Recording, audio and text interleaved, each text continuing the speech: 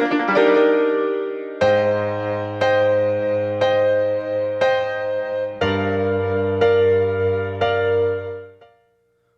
to a very special edition of The Piano Men with Stanley Carr. I'm very pleased to welcome DANIiVOry to the show tonight. She is a solo artist. She's got a brand new album called Dreamland, and she's played with numerous artists such as Cee Lo Green, Beyonce, and Imagine Dragons, just to name a few. I'm very pleased to welcome her to the show. Welcome, Dani. Hi, thank you so much. I'm very happy to be here. Yeah, it's my pleasure. So we got a lot to talk about tonight. Where are you from? I was born in Pittsburgh, Pennsylvania. Pittsburgh, Pennsylvania. All right. The Steel City. Yep. Tell me about your upbringing and childhood. I was born in Pittsburgh. I lived there for about 5 years, and we moved to Philadelphia from ages 5 to 8, and then moved back to about Wexford, Pennsylvania when I was 8, which is like 20 minutes north of Pittsburgh. And then I stayed there up until I went away to college. Wow, okay. But I started, I'm sure you want to know how I started playing or my musical what got beginnings. What got you interested in music? My mother. So my mother is a musician herself. She grew up in a musical household. She started playing piano when she was 8. And then she went on to learn how to play organ when she was in the 6th grade. And she was playing weddings, and by the time she was in 8th grade, I believe, on the organ. So her influence, she was actually my first teacher when I was 5, started me with piano lessons. Of course, that didn't go too well because children do not like to listen to their moms, as I'm finding out with my 5-year-old daughter now. Yes. It's very difficult. But yeah, so she ended up giving me to her friend, her teacher friend, Mrs. Shavastal, and Mrs. Shavastal is my earliest memories of piano, going into her piano studio in her house. And yeah, I have some pictures of that too, which is kind of cute. And I wrote my first song when I was 8. It was an instrumental piano piece. And Mrs. Shavastal said, "That is amazing. Let's record it and make the sheet music." And this was in like 90 maybe. And this is before I knew how to use any DAWs and all of that stuff. But yeah, I went up to her upstairs where her computer was, and I played my song in on a MIDI controller, and she printed out the music, and that was my first piece of music I ever wrote. That's amazing. So yeah, that was really cool. But yeah, my mother used to also give me voice lessons, so I remember learning "It's a Small World" from her, and then she used to do music programs in nursing homes and bring the children's choir and do all these kinds of things there. And I would, run up on the stage, grab the mic, and start singing. And it was just, I wasn't shy. I just loved to sing and play. So, yeah, so I started playing and singing about that 5 years old. Continued for a while. Did not. Once I became a teenager, I kind of fell off the wagon for a couple years. I was playing sports and I was in the choir. I was always musical and in the school choir. I was in orchestra for a while. But I stopped taking private piano lessons for a little while and I missed it. I stopped for about a year and a half, and then I was like, by 9th grade, I was like, I need to start taking piano lessons again because I miss it. So I went back, took piano lessons. And then I went to North Allegheny Senior High School, which is an amazing educational program, high school, everything in northern Pittsburgh. And they have a phenomenal choir. And I was also in the Jazz Madrigal Choir, which was like an audition-only choir. And so my high school had 9th and 10th grade in one building, and then 11th and 12th grade in a different building. So I auditioned when I was in 9th grade and got in, because they only take 4 people per voice part. Mm-hmm. So I made it in as a soprano too. And we would have a special bus pick us up at the end of 8th period from our school, the ninth, and they called it the intermediate school, and then drive us up to the big high school. And yeah, got to go up there and have the jazz madrigal choir as my last period. But yeah, that was really cool. I loved that. I sang in Children's Festival Chorus, which was a audition as well, only choir as a kid. And we would be hired for recording sessions, weddings, events, all kinds. We'd put on concerts multiple times a year. And also all throughout all throughout high school, I was also in the Junior Mendelssohn choir, which was also an audition choir that sang with the symphony, and we would do summer programs, at the outdoor amphitheaters, and it was just a great opportunity for me to just be around professional musicians at a young age. And it helped give you that experience too. Yeah, the only thing, the thing that was great about the choir is that it taught me harmonies and how to blend really well. Mm-hmm. But harmony is great. But the blending thing is like, it's great when you're trying to sing with other people, but when you're trying to have your own voice, that's not the best, because you want to find your voice as an artist, Mm-hmm. So that's the only thing that I would say is the downside of it, but everything else was great, I think. Yeah. Well, it seems like, you had the experience, as I just said a minute ago, and you stuck with it. You found a way to get involved in different avenues as far as music goes. What can you tell me about some of the first tapes or CDs you remember buying or asking for as a young kid? Absolutely. I was thinking about this on the way here. I remember being in my best friend's backyard, and I was probably around 5, and Stevie Wonder. I just called to say I love you. That was like my favorite song. Mm-hmm. So I was swinging on the swing and singing that song, and that was one of the first songs that I remember learning. And then, of course, as I got a little bit older, I had like one of those Fisher Price record players, but it wasn't. It was like the smaller ones. Is that what Yeah, like the little boom box kind with the microphone. The record was like this big though. Ah, I see. Yes. Do you know what that would be called? Because was it like a mini disc or like one of the I think so, 45, not a 45, but like a mini disc kind of player. Was it like a CD or was it? Like it wasn't a CD. It was like a Fisher Price record player. Yeah. And you could buy smaller, and maybe they're called EPs. Maybe, right? Yeah. Like, because the LPs are the big ones, right? Right. So maybe the EPs are Could the have been, smaller. yeah. But Whitney Houston. I mean, I was playing that. I wanna run to you. Ooh, ooh, that song. I used to love playing that song over and over again. But all of Whitney Houston. I loved her. She had the most beautiful voice too. Yeah, just very powerful. But yeah, going in, I don't remember a lot of like pop influences from like besides what I just said at that young age. Yeah. When I got into like middle school, like 6th grade, I really got into the Beatles, the White Album. I had on repeat like all the time. I was into Nirvana. I was into Mariah Carey. Loved Mariah Carey. Loved Janet Jackson. But then I loved like Fleetwood Mac and Hall & Oates and like some of the singer-songwriters. Some of the people that like my best friend, her parents would listen to. So we would listen to that. And I'm trying to think. Of course, Stevie Wonder. Trying to think of anybody else. There's so many. Madonna. I definitely liked Madonna. My sister, I have 3 older sisters, and we have like a big age gap. So, I really liked the Immaculate Collection, the '80s Madonna. Yeah, I was into that. She put out like a mass amount of hits that people like to this day are like, they still sing along with them. Yeah, for sure. I mean, it's just so catchy.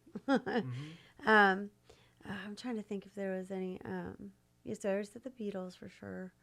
Um, yeah, that's Yeah, I mean, a lot of them. you listed off just quite an eclectic mix of talented musicians and artists that are very influential. Mm-hmm. When did you know, like, hey, I want to do this professionally? Like, Um, I think I was. Well, side note, really quick. I just was naming kind of like the popular yeah, artists, yeah, but yeah. I grew up on classical music. Okay. So as a child, we used to go to the symphony a lot, and Mm. and because I was in those choirs and we were singing, plus I learned how to play classical piano first. Yeah. So I was playing Beethoven, Moonlight Sonata, and stuff at 8, and by the time I love Debussy, Chopin, Franz Liszt, Rachmaninoff, of course Beethoven, Bach. Bach was good, but Bach is more for technical. Like the etudes are really great for Mm-hmm. your technical Sure. training on the piano, but it's kind of square for me. But I won't lie. Bach has written some amazing, beautiful music.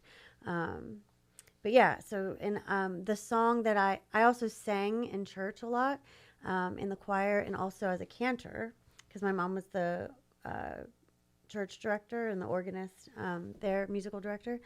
So I was cantering around 8 years old as well and singing weddings and funerals. Oh man. And my song, my like staple song was Ave Maria, the Franz Schubert, Ave Maria. So yeah, so I just wanted to say that too because it's not Yeah. just pop music that influenced me, but definitely a lot of classical and Baroque and all of those styles of music. Yeah, definitely have had a lot of people on here that have talked mostly about the pop side, but you seem to have a lot of influences from all over. That's really cool. Yeah, Really for cool. sure. Sorry. So then I think you were saying. When did you know that? When did you know exactly, like, I want to do this for a career? It's one thing to do it like over time in school and being active in school playing music, but now I want to do this for a living. I think I used to keep a journal, and I think when you're, I think nowadays kids are going through puberty earlier, and like Mm-hmm. their hormones are changing, maybe way younger, like sixth, seventh, eighth grade. Oh, But I was shifting probably around ninth grade, and I remember kind of being depressed. But I used to have journals, and I used to draw pictures in my journals. And I think around ninth grade, I was like, I really would love to do this, for real, and like just do this someday. Um, but where I come from, like everybody becomes doctors and lawyers and investment bankers and all this stuff, and music. It was they didn't really. Oh, you can't make a living as a musician. What do you know? It's good for your brain. It's good for you to have that skill, but that's uh-huh. not how you make money. So it wasn't really. It was just like it didn't seem possible, kind of in a Yeah. way, Mm-hmm. because we didn't. I mean, I grew up in the suburbs of Pittsburgh. There's just not a ton of professional musicians that live there. You know what I mean? I didn't grow up around that, Mm-hmm. even though my mom was a musician and music teacher. Um, so yeah. So then basically, like when I went to go to college, I ended up going to Miami of Ohio for a while, and majoring in zoology. I was going to go to medical school Oh. and become a doctor. What Yeah, made you decide that?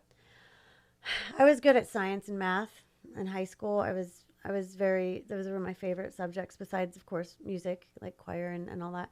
Um, but yeah, I was into like health and I was interested in helping people, like holistic medicine and preventative, and I was really wanting to do that. Um, so they didn't have a pre-med program at Miami of Ohio. So I just majored in a science there. But as I found out when my freshman year, I really really missed music. So I was part of the Miami of Ohio choir as well, Mm-hmm. and then I auditioned for the music department for piano performance. So I ended up doing a minor in piano performance as well. Yeah, I mean, it's fascinating that music, math, and science all kind of go hand in hand. There's like, they're really seriously, if you think Yeah. about it, it all is connected. Absolutely. I mean, I teach. I have some vocal, piano, guitar, and ukulele students now. But with my piano students, well, all of my students, when I'm teaching them how to read music, it's like, I mean, music is, there's a lot of math in music, you know? Mm-hmm. And it's like you're looking at time signatures and beats and how is this divided into this, you know, how does this rhythm go and get divided? Rhythm is math, you know, pretty much. Yeah. But then it's also, you have the added step of feel. You have to feel it too. It can't just all be math. Otherwise, then it takes out that human heartbeat feel of it, you know? Right. But yeah. So we'll segue here into our first selection tonight. This is called Little White Lie. Tell me about what this song is about. Just kind of living out. I was living out in LA when I wrote the song, and just kind of going through different relationships, and then I had some bad relationships. Let me just say, before I met my husband, and just kind of how, when you're not really on the same page, sometimes these little white lies slip out, and then all of a sudden they start piling. Next thing you know, it's like the trust is gone. So, and I was lied to, and I've lied to other people as well. So it's like, that's kind of what the song premise is. All right. Well, here's Little White Lie right here on the Piano Men. All right. We're back on the Piano Men, and we are talking with the lovely DANIiVORY tonight about her illustrious career in the music business so far.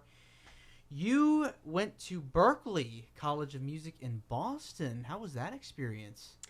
I did. I actually was getting ready to take my MCAT when I was at Miami, and I was freaking out, and I was like, I do not want to do this. And my parents were like, I'm going to move to New York City and just be a songwriter and singer-songwriter artist. They're like, no. So they made me like apply to different colleges to just have a little bit more of a basis. I ended up actually getting into Mary Papert School of Music at Duquesne University for opera, vocal performance. Wow. And I went there for 1 year, and I realized I'm like, I'm not going to be an opera singer, you know?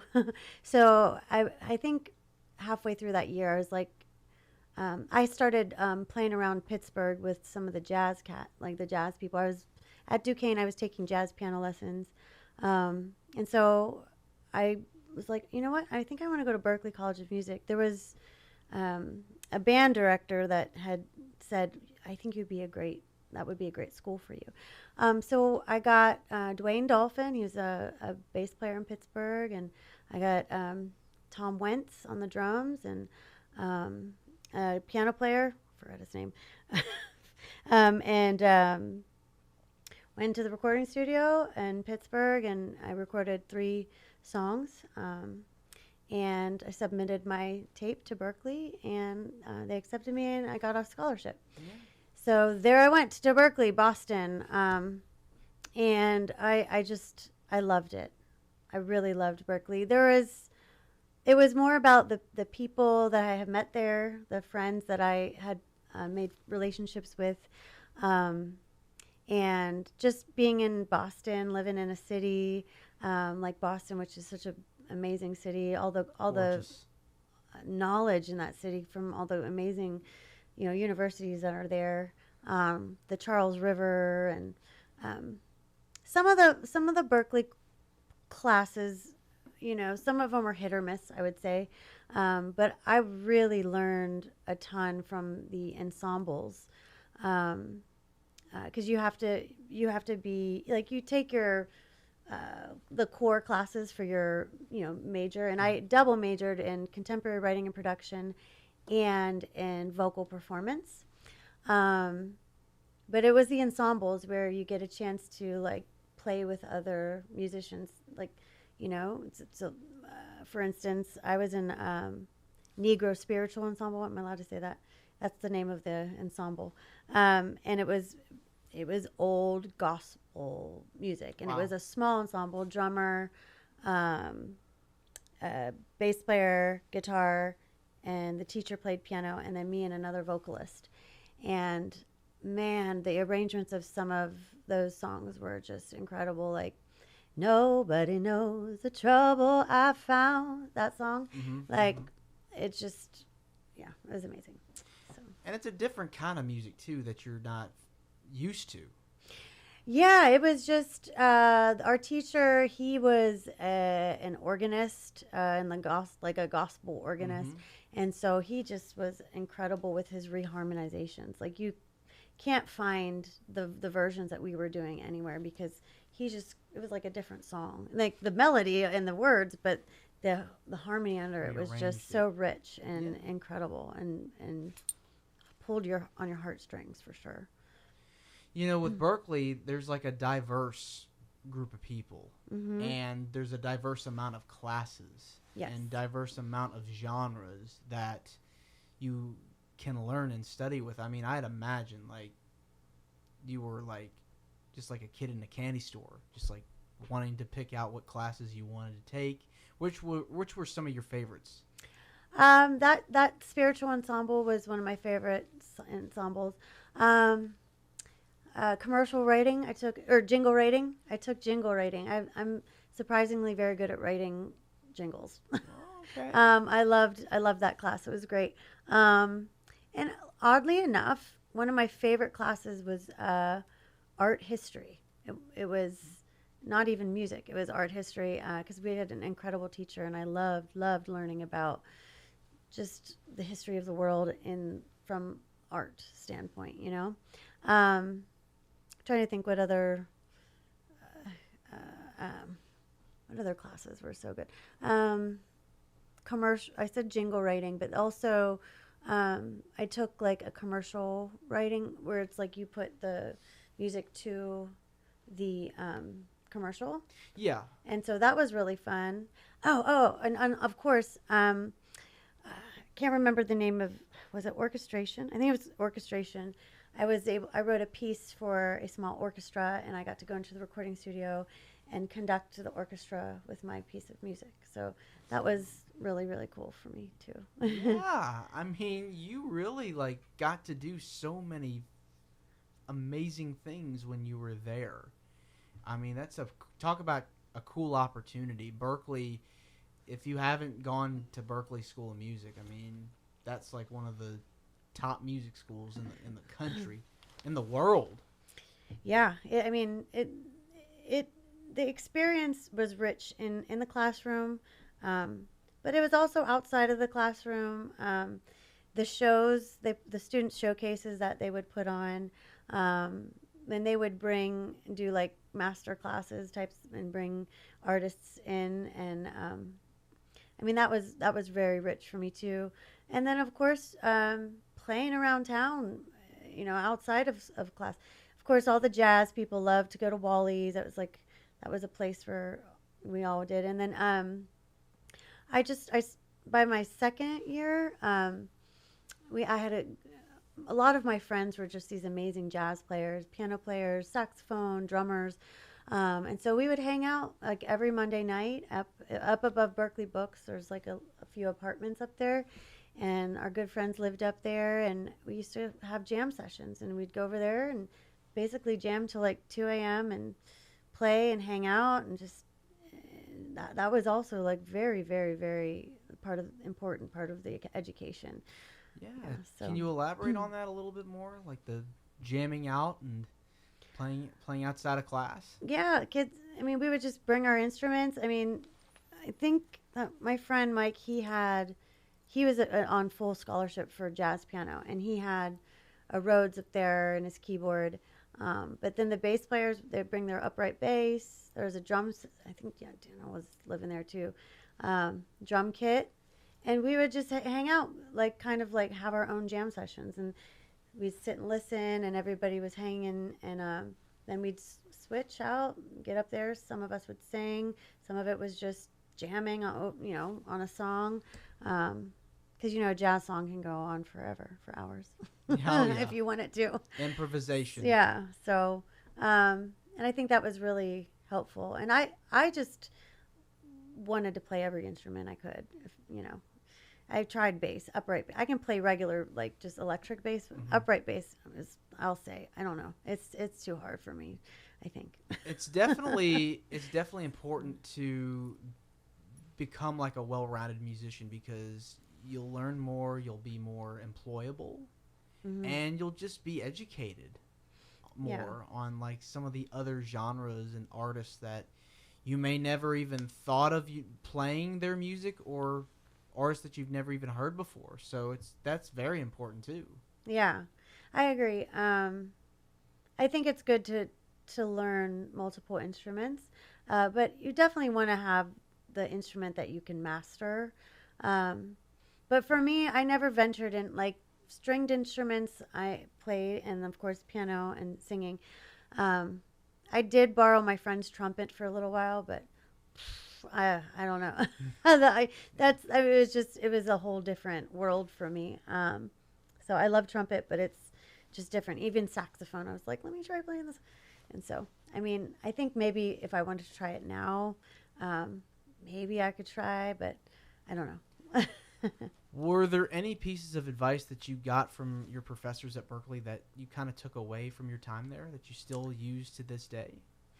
Oh, that's a hard one for me. Um,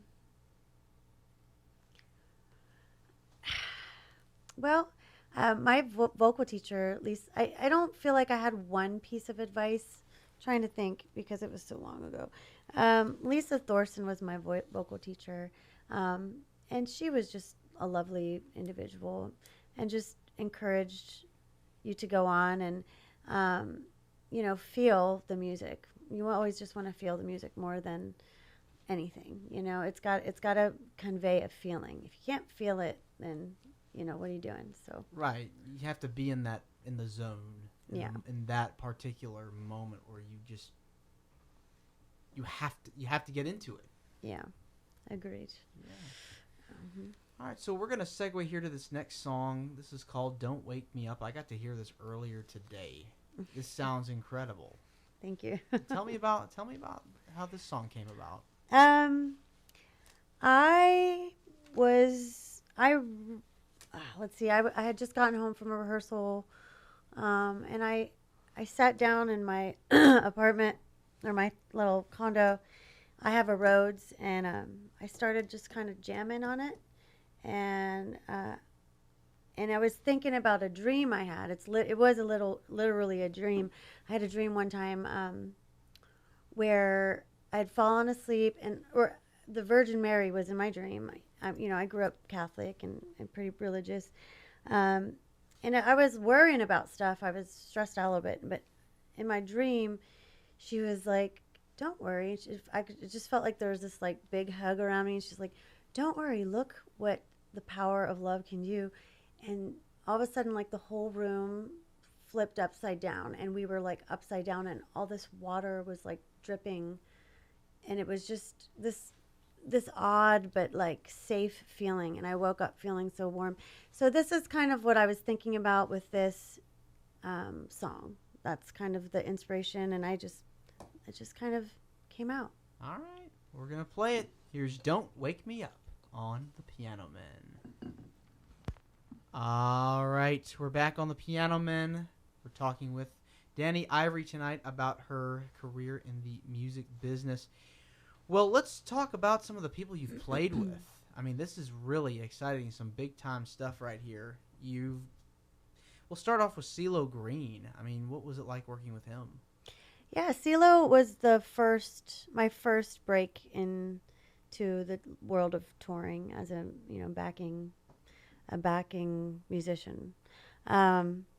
It was really hard, actually, to be honest.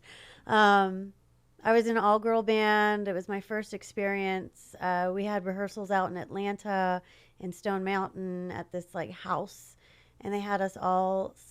It was a big, big house, kind of like a big mansion with a pool and stuff.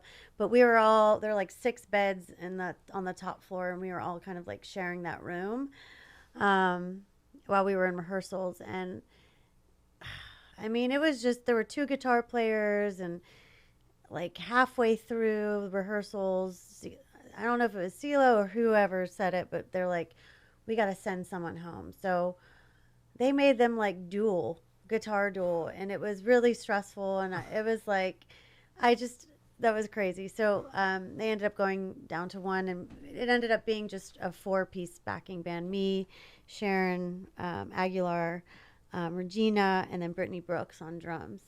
And that was awesome. And it was hard at first because I had no idea what I was doing. I didn't know what the difference was between a stage manager and a production manager, and who I was supposed to ask for this and that. And there was no really training manual that, and even at Berkeley, they didn't really like teach you the ins and outs of what it's like on the road and things like that. So I ran into a few hiccups. It was, I just remember being freaked out of my mind. We were in London, and Maceo was our production guy slash front of house engineer slash in-ear monitor guy.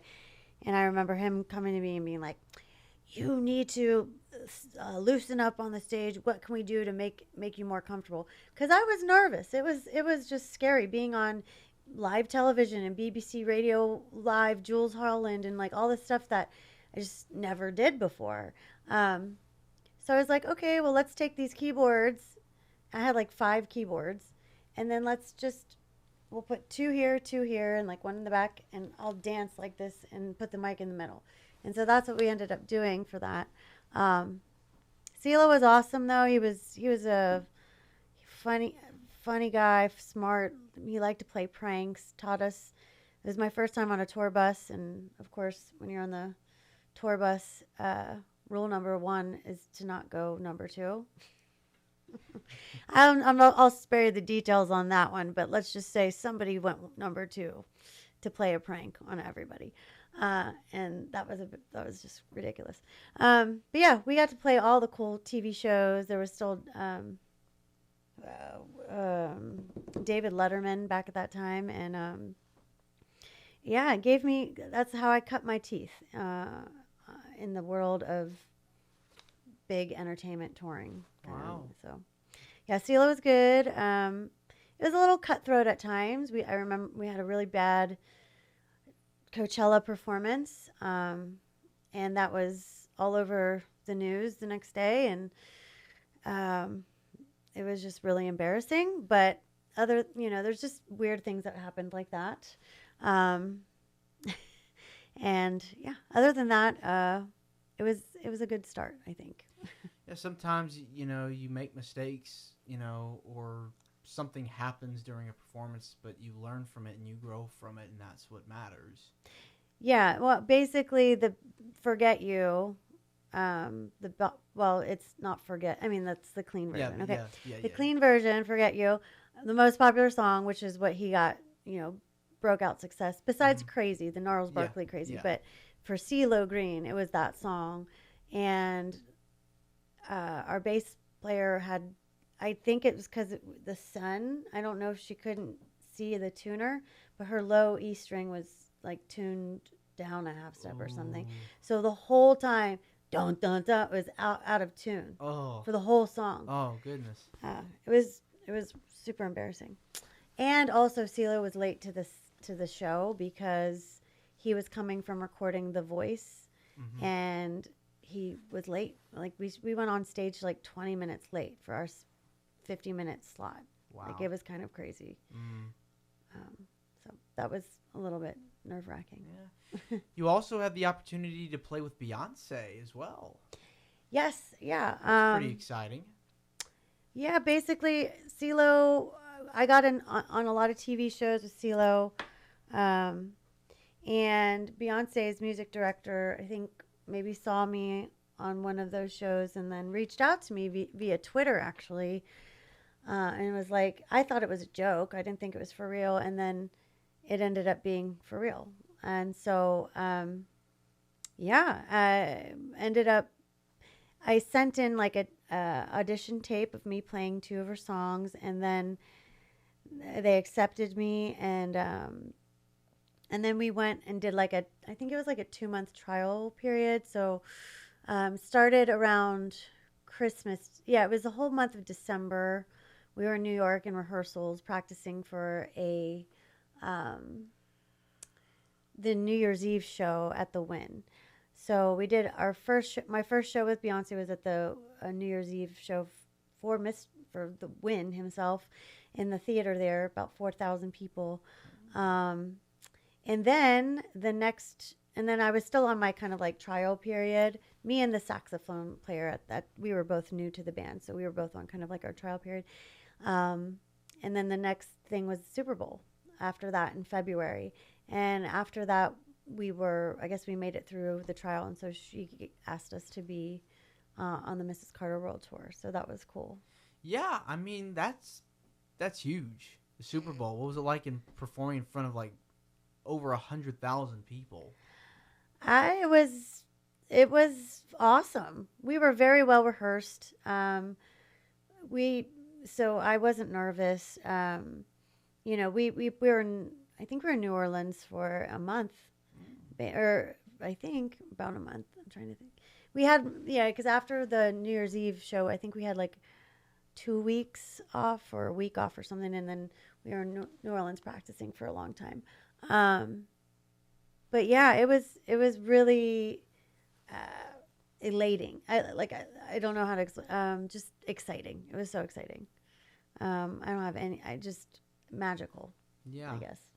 What was it like to be around Beyonce?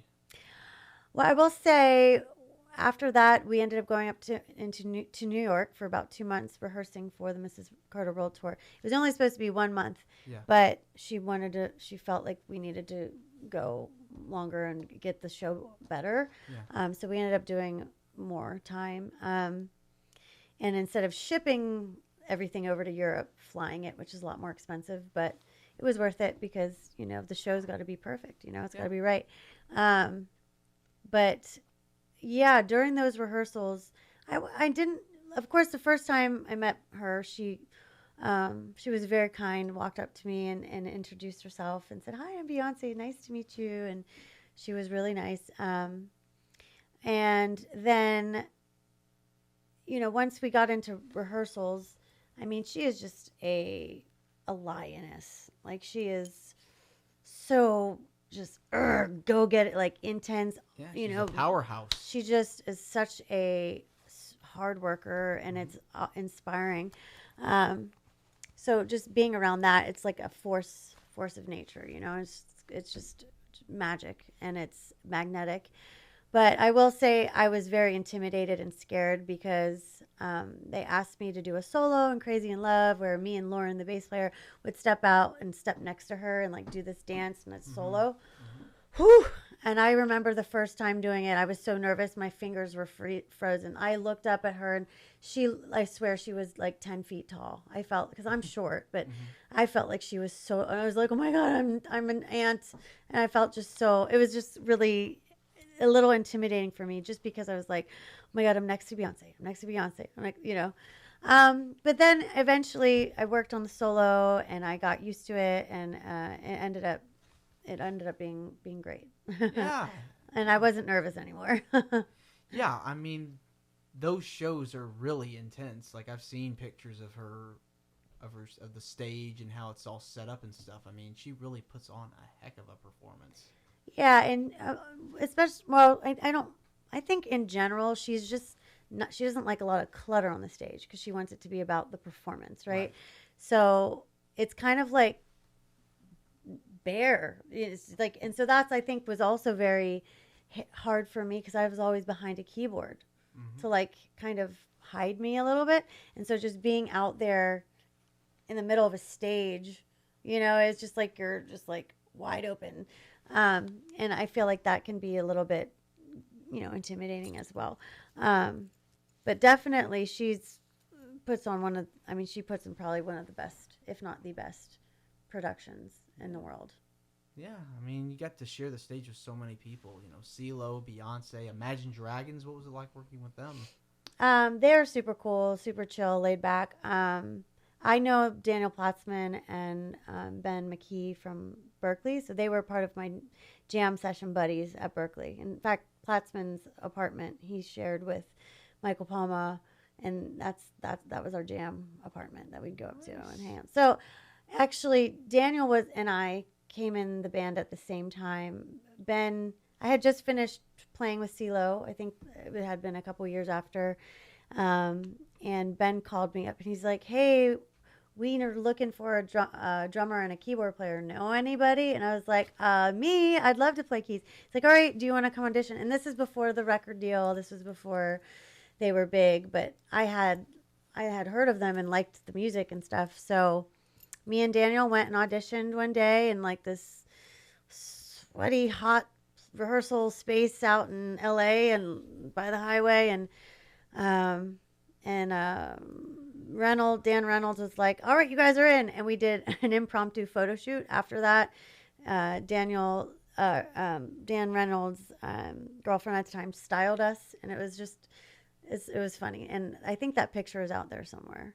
And then we went on and it was fun. I got to tour with them. We did mostly West Coasty tours on the Western states. In the Dragon Wagon, which was a handicapped airport vehicle that we would tour around in. And that it was actually a great idea because it was a handicapped vehicle. So it had like I don't know, platform that you could raise and lower. So like all the amps, you could like press a button, it would lower it to the ground. You could just roll it out. So you didn't have to worry about like carrying stuff, you know? Right. But yeah, I got a chance to play with them. We did a show at that time. It was called Spaceland. And Alex the Kid was working with Dan Reynolds, the lead singer, on songs that summer before. And he was looking to sign a band. And I remember Dan Reynolds was so nervous. He's like, oh my God, there's this other band that's going to play. And I don't know if we're going to be able to. So we played our show. And Alex the Kid got him into Interscope, got signed, and all that stuff. The rest is history. The rest is history, yeah. Oh, wow. So you've shared the stage with a lot of people, which is really cool. And, you've been here in Nashville for, as we talked about earlier, you've been here 5 years now? 5 years, yeah, I can't believe it. Feel like I lost 2 because of the pandemic, to be honest. Yeah. But yeah, I've been here 5 years. And yeah, most recently I've been playing with Vance Joy. I did the U.S. tour with him last year, and then some spot dates in London and a Canadian tour in the summer. And also I play with Rye, RHYE. I love playing with Rye too because I get to play a Hammond B3 organ, and that's amazing. Yeah. But yeah, and I'm going to be doing a few shows with Vance Joy this summer and also in the fall as well. But I don't know if you know Vance Joy, but he has that famous song Riptide, and this is the 10th year. I think it's like the 10-year anniversary of that song, like kind of blowing up. So that's why we're going to be doing some really cool venues in September. Like, I'm not going to say yet, but very, really cool venues because I don't know if it's been announced. But stay tuned. Yeah. Yeah, I mean you're doing some amazing things, and I was gonna tell me about, like, how do you feel the business has changed since you started? Whew, let's see. Well, like, I feel like I auditioned, okay? And then from that audition, everything else was just kind of word of mouth and referrals and recommendations, right? And I feel like that part kind of hasn't changed. I still feel like it's like you have to get in there and make your connections, and then it just keeps getting referrals, But I don't know. What I'm seeing too is that, artists really need to play shows really now, more so because, the streaming services are just not paying enough. Like, that went away a long time ago when Spotify came about and all of that stuff. And Napster or whatever, and free downloads of music and things. So I really feel like, it's really important to have a strong live show as an artist, because that's where your bread and butter is. Yeah. Unless you get, some commercials and, endorsement deals and things like that. But Touring is definitely where the money is. It's huge. It's a big business now. Like so many people. I mean, think of Taylor Swift. Yeah. And she's doing huge numbers right now. You know. But it's so oversaturated, and it's hard for new artists because it's so oversaturated to just even get heard. You know. Yeah. And touring is expensive too. It's not like it's cheap. I mean, it's hard for indie artists to go on tour because, you know, they're still building a name and still trying to get fans, and, you know, might not be able to afford a band, you know, so it just depends. But yeah, I feel like that live show is what it's about. Yeah.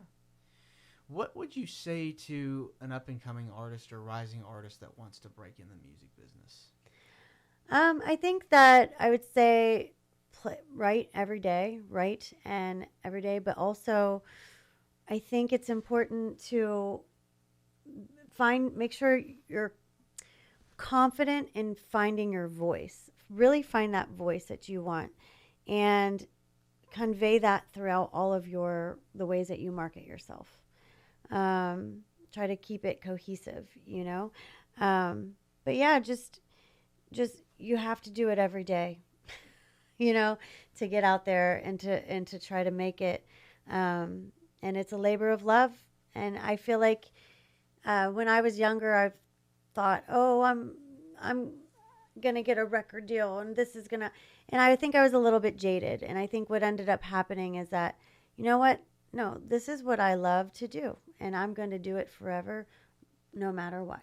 You know, I'm not gonna if I have to do it all myself, then I have to do it all myself. So my whole philosophy really changed a lot. But I would say, you know, keep at it. Don't give up.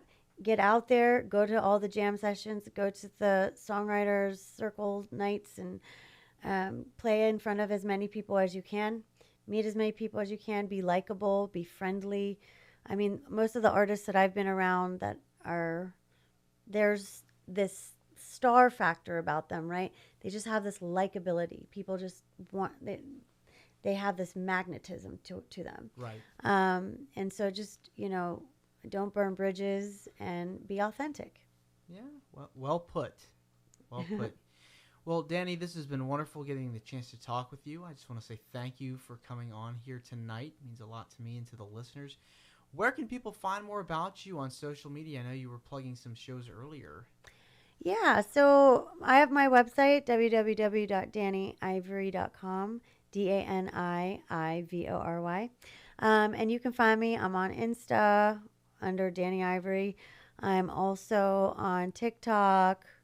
I'm also on Facebook, Dani Ivory Artist. And yeah, I'm going to be recording some new music this year out of a studio in Boston. So stay tuned for some new music, and it's going to be in a recording studio, actually, like I said. And Dreamland was all created in my condo there. But yeah, you can find me at all those places. All right. Well, thank you again, Dani. You're more than welcome to come back. Thank you for having me. It was my pleasure. Y'all Yes. have a great rest of your night. Yeah. Well, that's going to do it this week for The Piano Men. Like us on our Facebook page at facebook.com/The Piano Men Radio Show. We're going to close things out with City of Dreams from Dani Ivory. We'll see you next week.